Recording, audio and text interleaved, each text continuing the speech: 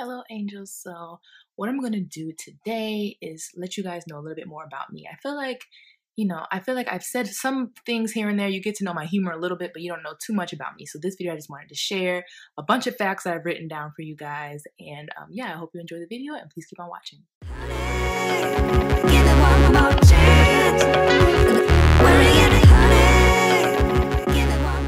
So my birthday is August 20th, 1991. So I am 23 years old. I am 5'8". My shoe size is 8.5. You know, these facts are going to be weird. I just don't have any facts about myself. I went to Howard University in Washington, D.C., and I graduated December 2013. I went in August 2009, and then I graduated December 2013. So I'm currently getting my master's from Georgia State University. I'm getting it in middle level education, concentration in mathematics and science. Okay, so I have like a man name. My name is Aaron. So I never really got a straight answer as to why my name is spelled that way, because I've never met another girl in life spelled their name Aaron. The closest I've ever seen is Aryn. I've never seen my actual name on a female. So I never got a straight answer. But what I'm thinking is, because my mother's from New Orleans, I'm thinking she says my name Aaron. Like, that's how New Orleans people say it. I know I butchered how New Orleans people, I don't have an accent, okay? So they say like something like that. So I think she spelled it how it sounds. Okay, I think we're just gonna go with that. So yeah, so when I would go to school, people like Aaron Thompson, thinking gonna be a white man, obviously. And then I'm like, present. They're like, oh, okay. I'm originally from Stone Mountain, Georgia. Now I live in downtown Atlanta. I have one sister. We are 16 months apart, and one brother. We are 8 months apart. So let me just say, he is actually my cousin. But after Hurricane Katrina, my entire family, my mother's one of 7. So my entire family moved in with us after Hurricane Katrina, and then most of them went back, but he was the one who stayed.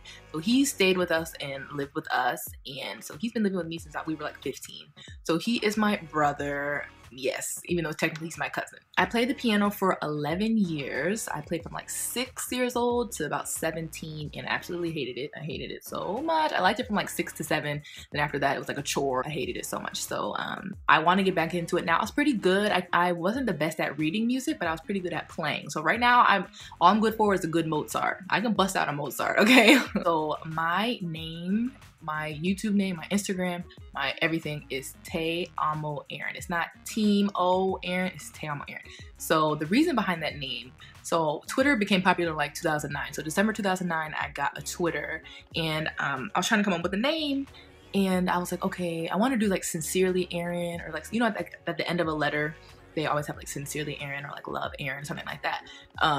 That's what I wanted. So Sincerely Aaron, I think, was taken. So I found Love. I was like, oh, I love that word, but Love Aaron was taken too. And so I went and looked up love in different languages, and I came across Te Amo, even though that means I love you. I felt like it had a nice ring to it, like Te Amo Aaron. So I was like, oh, like I'll just choose that. So to this day, people still call me Te Amo, and I'm like, do you know that you're saying I love you to me? Which is fine.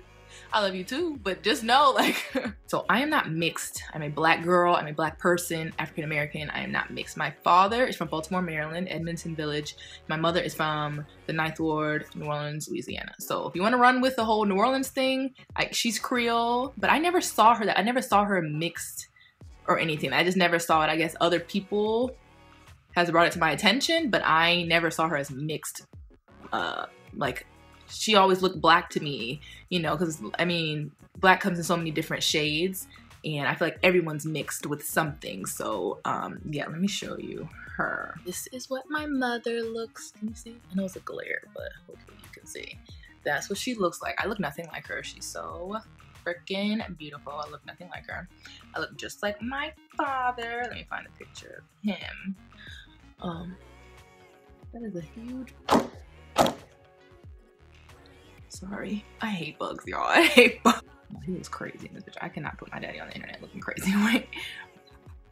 It's the only good picture, decent picture of him. He's like looking off to the side. But I hope the glare, I know. But this is my father with my sister. I look just like him. I'm just a girl and lighter. That's all.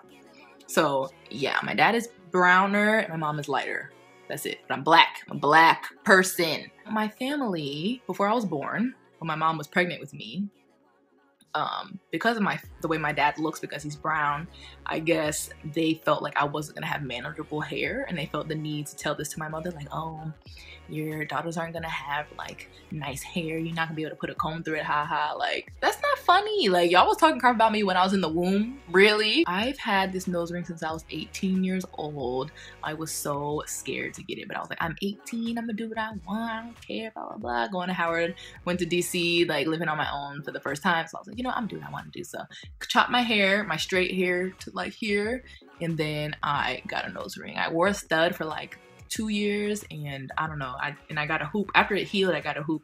I just feel like the hoop like fits me so well. Like every time I go on an interview, I never take it out. No one ever says anything to me. I don't know why, but yeah, it's like, I don't know, I feel like it's part of my face and I don't see it. Like when I film and I look in pictures, I don't see it. It's just a part of me now. My next piercing after my nose ring was my belly ring, and I got that when I was on spring break in Miami, and I was so scared to do it. All my friends, we were all going to get piercings, but it was like really shady. Like it wasn't like, I don't know, I just didn't want to go. It was like 2 o'clock in the morning. They're like, yeah, let's go get piercings, and I'm just like, oh my god, it's gonna get infected or something. But I was just real scary back then. So yeah, I walked into the shop. The guy was like tatted up, pierced up. So he looks at me and he's like staring, and I'm like, what is wrong with you? And he's like, you look just like an avatar.